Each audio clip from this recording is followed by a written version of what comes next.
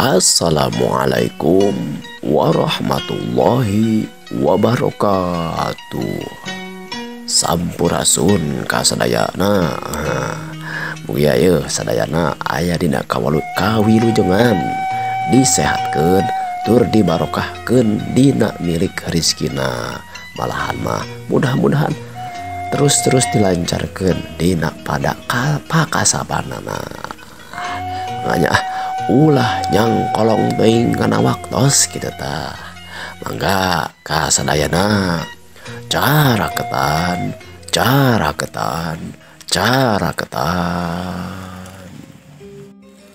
Dongeng Tilu Jawara bagian ke-27. Di hiji leuweung pernahna di wewengkon pasir hideung aya hiji lembur anu asalna mah eta teh padepokan Waringin Asih teh. Eta padepokan ayeuna geus dicangking ku si Jalu jeung tawanan atawa jalma-jalma anu dipaksa aya di dinya. Peuting eta geus aya kajadian bangunan anu diduruk teh tuluy deui aya tawanan atawa babandang anu disalametkeun ku batur-baturna. Peuting eta warga-warga urang dinya atawa jalma-jalma anu masih keneh aya di eta padepokan teh teu pati sarare. Nah, sabab maranehna masih keneh cenah sieun rempan jeung hariwang bisi aya balad santri Waringin Asih anu balalik deui anu hayang nyekel deui nyangking deui kana eta padepokan. Tapi berkah ieu jalma-jalma anu masih kena aya di padepokan Waringin Asih teh teu mangihana naon. Malahan mah dina kaayaan isuk-isuk sangga sagala rupana bareres mah satuluyna dipingpin atawa dikokojoan ku si Jalu. Katut deui jeung jalma-jalma anu dipikolot we harita keneh oge ngarasa loba tanggung jawab cenah. Kudu bisa malikeun deui ieu jalma-jalma anu aya di eta padepokan teh kalawan kapaksa. Satuluyna ari jalma anu bisa saarah mah atawa salembur mah baralik bisa babarengan. Malahan mah aya anu daek nganterkeun sagala rupa cindek nama ieu jalma-jalma teh baralik deui we ka imahna sewang-sewangan. Malahan mah berkah dina ieu carios dicaritakeun yen ieu jalma-jalma teh bisa baralik deui ka lemurna kalawan salamet. Kumaha cenah lalampahan atawa lalakonna si Jalu anu masih keneh panasaran sabab manehna acan bisa numpes kana ieu anu nyekel padepokan Waringin Asih. Malahan mah dina pikirna masih keneh ngerasa hon cewang jeung cangcaya bisi cenah ieu anu aki-aki teh balalik deui ka Waringin Asih. Tapi ku si Bolet diajak heula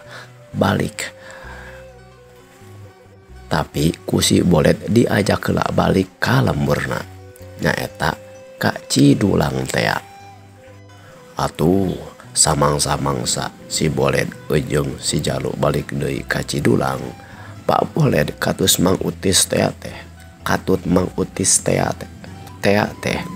baru ngaheun jeung ngabagjakeun sabab initna si Bolet ti lemur Cidulang teh acan kana saminguna tapi geus balalik deui. Malahan mah ngadenge beja yen ieu padepokan Waringin Asih geus dibubarkeun ku si Jalu.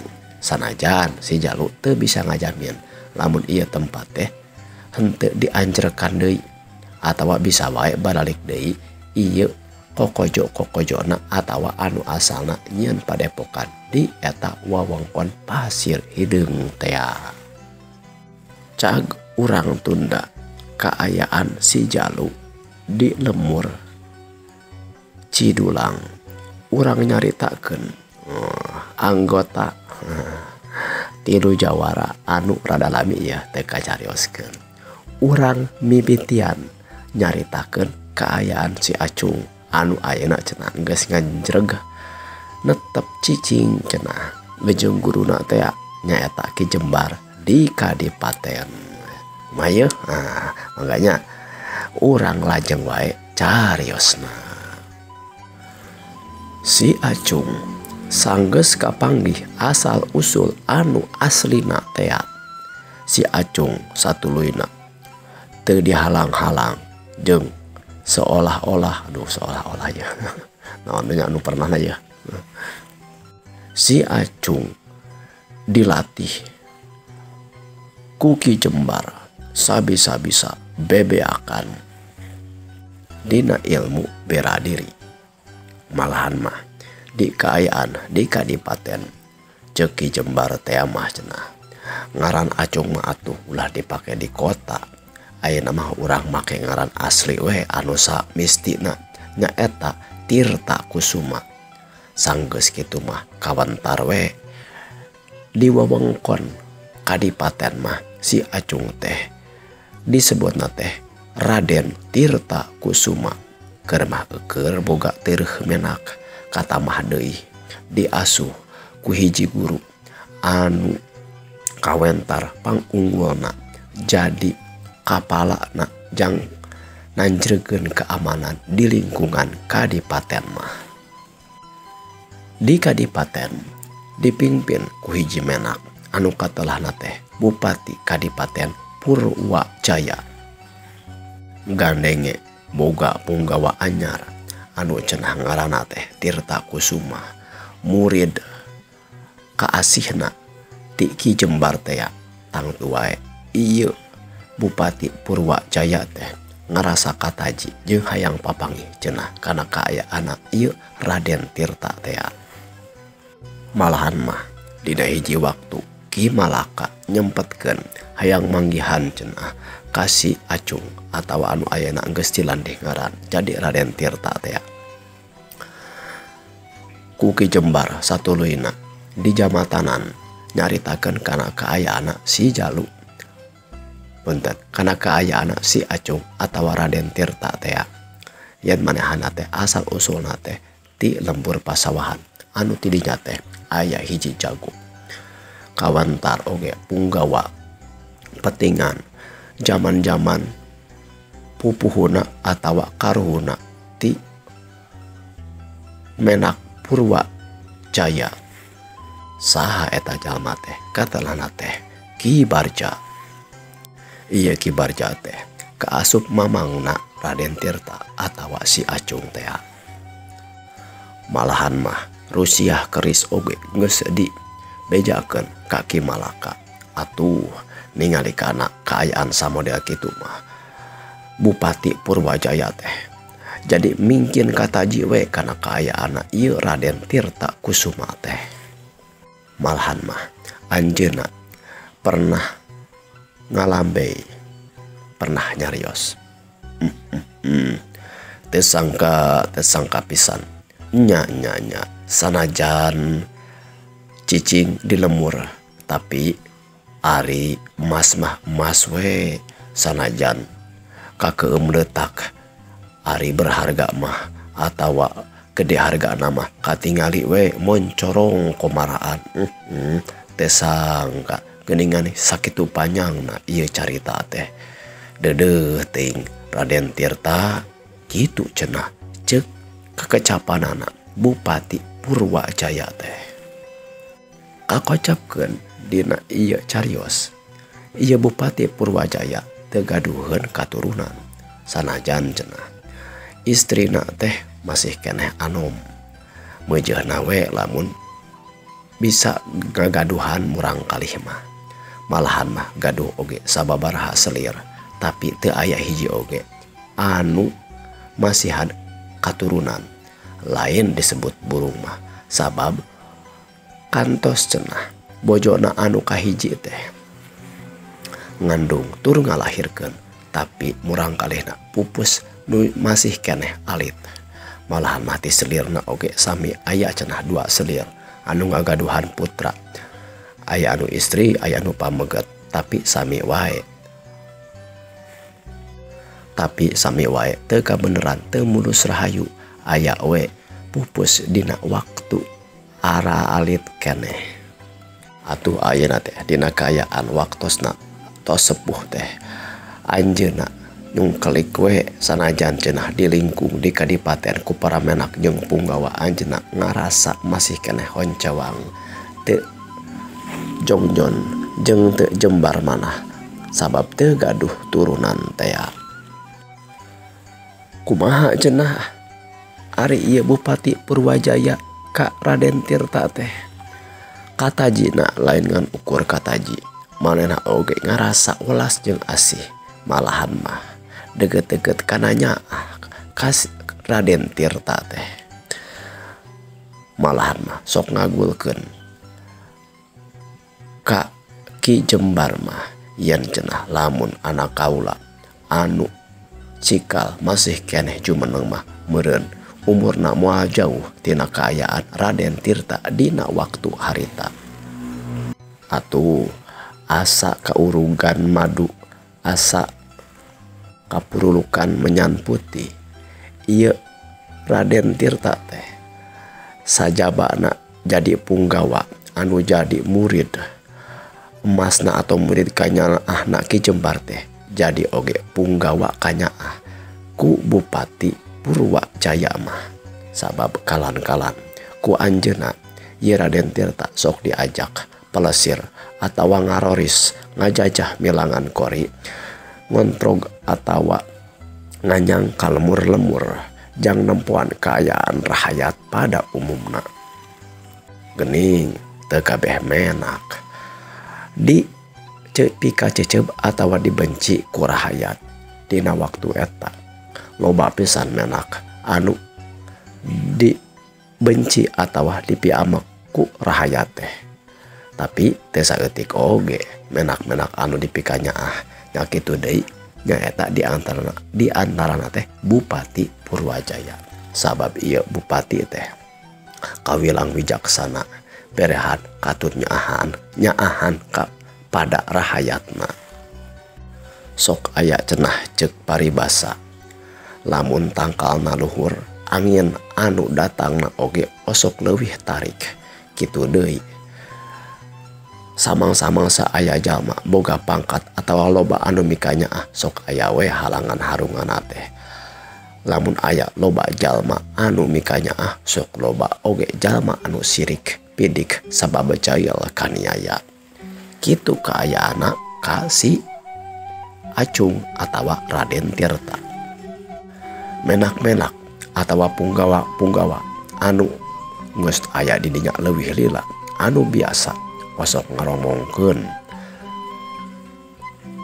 saha cenah eta budak andar-andar urang kampung Baulisung hayang jadi punggawa kadipaten, malahan mah jiga hayang-hayang katangara jadi menak dedeketanan ujung Bupati. Di antara menak anu sirik pidik goreng hate teh nyaeta Patih Wijana. Malahan mah aya oge nu sejen-sojena nyaeta Raden Jangga Raksa Bumi ujung nu sejen-sejena. Malahan mah Patih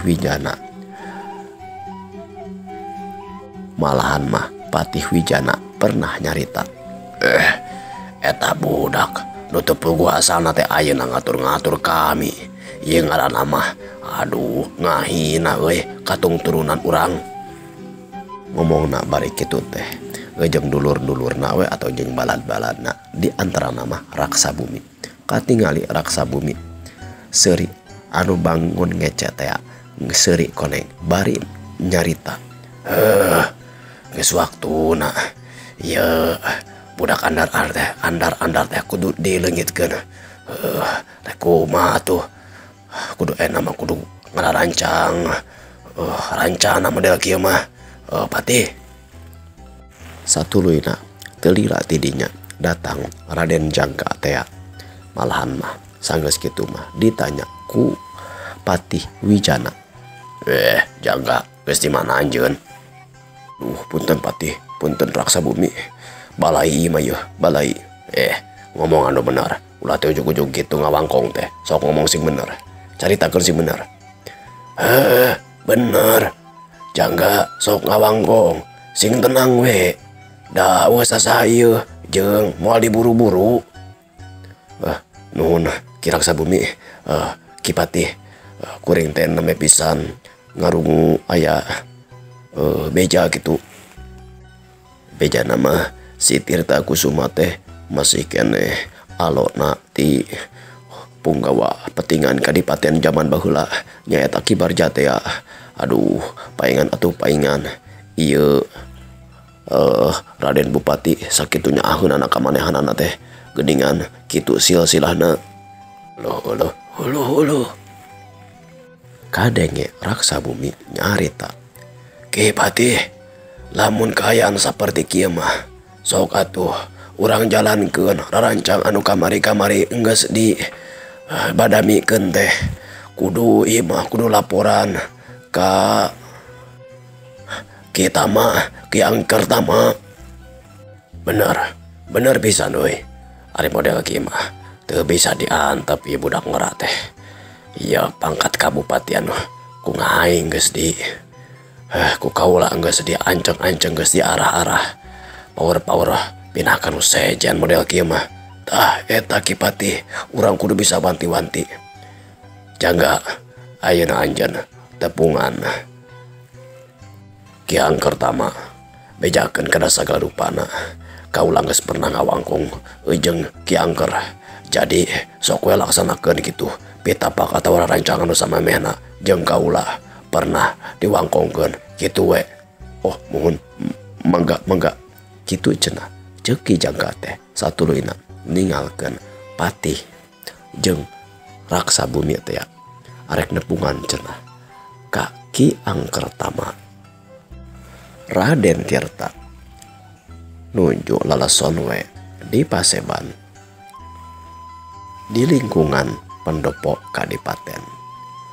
Manehna cikeneh karak beres latihan main po atawa pencak silat ilmu kanuragan ngapalkeun deui cenah jurus-jurus anu dibere ku Ki Jembar teh.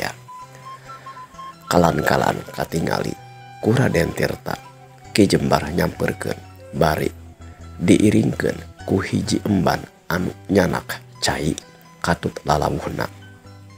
Telila ye dua jalma teh ngadeukeutan ka Raden Tirta. Tuluy emban teh ngayogikeun cai katut lalawuhna dihareupeun Ki Jembar. Malahan mah satuluyna Ki Jembar teh cumarita. Sok Raden, ayo urang lalason heula. Urang ni iseulah tah ku cai ngerot heula. Teras deui urang nyanet ieu. Meungpeung aya cau mole tah. Malahan mah yeuh. Aya cenahna tah. Seupan sampe tama lumayan sama me urang dahar nyanet heula. Hatur nuhun pisan Paman Guru.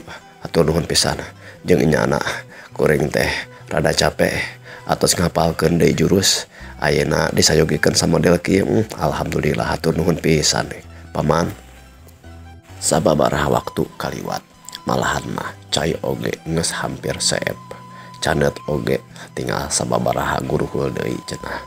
Kayading seupan sampe jeung cau teh sanggeus rada rineh dina lalosona.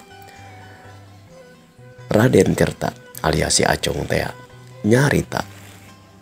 Paman, kamari-kamari kuring teh diajak ku Raden Bupati ngalanglang sareng ngajajah ka lemur-lemur ningalian cenah kaayaan di eta lemur rahaya teh. Kuring maka taji pisan geuningan yakin Raden Bupati teh sakitunya aheunana ka rahayat. Anu dipikir ku kuring mah menak-menak teh komo kapungkur-kapungkur mah nuju di lemur barengis tur hayang dimemenan abong-abong cenah menak hayang dimemenan jeung dienak-enak disuguhan ku kadaharan ku anu ngareunah. Malahan mah diladenan ku emban-emban anu gareulis tur masih keneh parawan. Tapi geuningan jauh kaayaanana sareng Raden Bupati mah kuring mah ngarasa heran tur ngarasa naon kitu teh mah reueus. Tiasa kumaula ka anjeunna teh kitu cenah ceuk Raden Tirta. Ngadenge cariosan samodel kitu Ki Jembar tuluy ngawaler. Jeung nyana atuh ari Raden Bupati mah mantakan kaula paman di dieu ngarasa betah tur teu honcewang ngarasa naon kitu teh mah regreg tur panceg dina kumaula sabab anu dituturkeun anak oge janten menak anu bijaksana nyaahan ka rakyat tur nya wajar we lamun ku urang dituturkeun eta kitu teh titung turanana titung turunanana ti ramana ti eyangna anu kawentar di dayeuh luhur ieu mah anjeunna teh menak-menak anu araradil ti luhurna keneh malahan mah saur sepuh-sepuh atawa gegedean-gegedean mah ieu Bupati muhun Raden Bupati Purwajaya teh masih keneh katurunan ti Prabu Siliwangi saurna mah nya istilahna mah naon nya pantas jeung cocok lah sabab nyaos terang nyalira lah Raden oge kumaha ieu kabijaksanaanana Prabu Siliwangi dina ngaheuyeuk dayeuh ngurus nagara teh sakitu adil tur kawentar tiis dina panangan jang abina rahayat teh. Satuluyna Raden Tirta nyarita deui. Tapi paman guru abdi teh ngarasa kirang merenah kana mamanahan sabab ari rancang ti lemur mah hoyong dipiwuruk ilmu teh ilmu kanuragan ilmu bela diri atawa pencak silat tapi anu dipraktekkeun anu dicontohkeun punten paman ya nyaku pun paman teh geuningan asa-asa anu ngabulak-balik deui dina latihan ti kapungkur ti paman guru ti nya ti uwa guru kapungkur kitu tah beraja ki beraja masih kena eta di eta deui tapi duka punten abdi tumaros. Alus eta pananya teh kitu cenah ceuk kitu cenah ceuk Ki Jembar teh kieu Raden ieu uwa guru nya eta paman anjeun teh ya Ki Braja nitipkeun anjeun teh ka Pasirwangi nya eta ka Ki Malaka tuluy Ki Malaka nitipkeun ka paman. Nah sapertos gitu anu dimaksud mah supaya anjeun teh lingih di lingkungan nagara di lingkungan dayeuh di lingkungan menak atawa kadipaten. Naon sababna kitu kapan atos kauninga ku nyalira geuningan samang-samang sadicuk-culuk galurna di teang-teang asal mulana hidup teh masih kene katurunan menak malahan mah anu disebut acung teh geuningan Tirta Kusuma asli nama ari saparantos kitu naon rusiana eta teh jawab si acung jawab Raden Tirta jawab Raden Tirta rada motong kieu Raden lamun sungku gawe naku ngalengkah lamun dengan gawe naku pepeta lamun baham gawe naku nyawara panon ku nempo ceuli ku ngadenge eta teh kabeh beda-beda sabab anggahotana oge beda nya kitu deui aya anu tukang ngahayeuk kata taneuh disebut patani sok boboro disebut paninggaran anu ngiluan perang disebutna punggawa anu ngaheuyeuk dayeuh ngolah nagara disebutna teh menak atawa pamarentah anjeun teh masih aya trah teureuf menak anu boga bakat kana eta perkara. Jadi paman anjeun Ki Braja, guru anjeun Ki Malaka nitipkeun ka paman jeung di kadipaten nyaeta kade ka Raden Bupati supaya anjeun rada nyaho rada nempo kana kayaan kumaha carana ngolah nagara. Tapi lain arek dititipan ka kadipatenan atawa kabupatian atawa ti ka kanagaraan, tapi jadi ilmu sabab urang sanajan ngan ukur rakyat oge tetep we kudu nyaho kana kumaha cara mikirna ieu para menak-menak dina ngolah nagara. Terus urang bisa mantuan kalawan peta urang sewang-sewangan. Tadi teh ya mun urang jadi suku nya kudu gawe ku ngalengkah, lamun jadi leungeun kudu gawe sakumaha ilahna leungeun, jadi patani, jadi anu sok pangebon atawa nu sejen-sejena kitu Raden. Ngarungu kekecapan Ki Jembarasa model kitu. Raden Tirta tuluy nyarita deui. Lares pisan eta teh Aki abdi oge janten katarik sareng kataji hoyong terang kumaha tata carana ngolah nagara teh. Sareng deui malahan mah sok dicarioskeun ka Aki paman oge yen anu karunguna mah menak-menak teh kalakah anu garorengna henteu nu saraena mah geuningan atawa jarang, tapi katingali ku abdi keayaan di Raden Bupati mah geuningan jiga sabalikna kitu tah sakitu adil tur wijaksanana. Tah tidinya Raden urang kudu asak tinimangan teu kabeh menak tadi teh hayang dimemenan jeung dienak-enak. Da anu disebutkeun menak mah anu rela ngorbankeun harta jiwa dugi karagana pikeun ngabelaan rahayatna. Kumaha pamimpin-pamimpin raja-raja kapungkur kersa pupus, kersa ngocorkeun getih, jang ngabelaan, jang ngamankeun nagara katut rahayatna. Rela korbankeun harta di munyah manyeh, di aur-aur supaya rahayatna teu kalaparan. Lain kalakah jadi sawangsulna.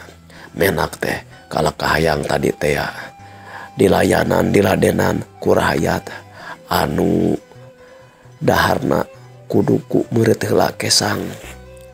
Hayang iuh tempat sare, hayang hadet papakean, kudu meresela tanaga bulan malen dugi ka tahun-tahunan.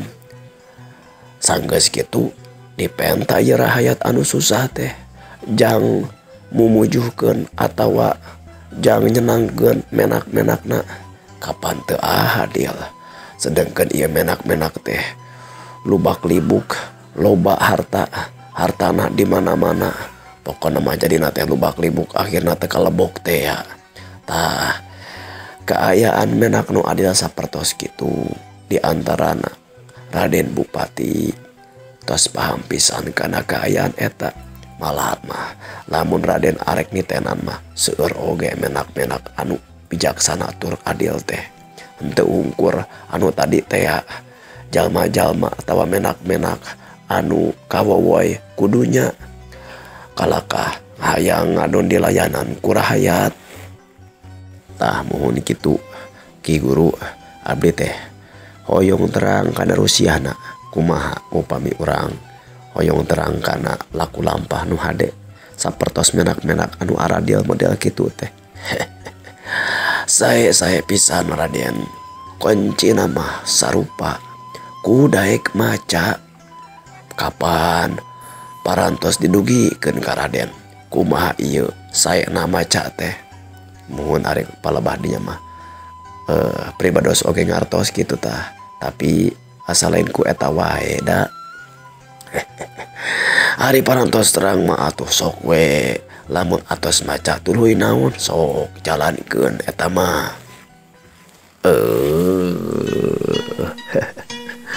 Waktu waktosna parantos cekap kanggo episode nu ayeuna. Kumaya lajenganan aja tilu jawara nuju nyarioskeun kaayaan si Acung nya. Anu janten Raden Tirta ya dibulak-balik teh supaya ngaguluyur kitu nya. Bisa cenah saha Raden Tirta teh cenah ye. Nah padahal masih Acung teh ngan ayeuna mah Rusiana teh kitu cenah nya. Sapertos kitu geuning kaayaan si Acung teh nya. Kumaya lajenganana mangga jadi antos wae eta nya dina carios-carios anu salajengna. Like, komen, sareng subscribe di atas ku Kang Dagol. Wilujeng patepang deui. Permio.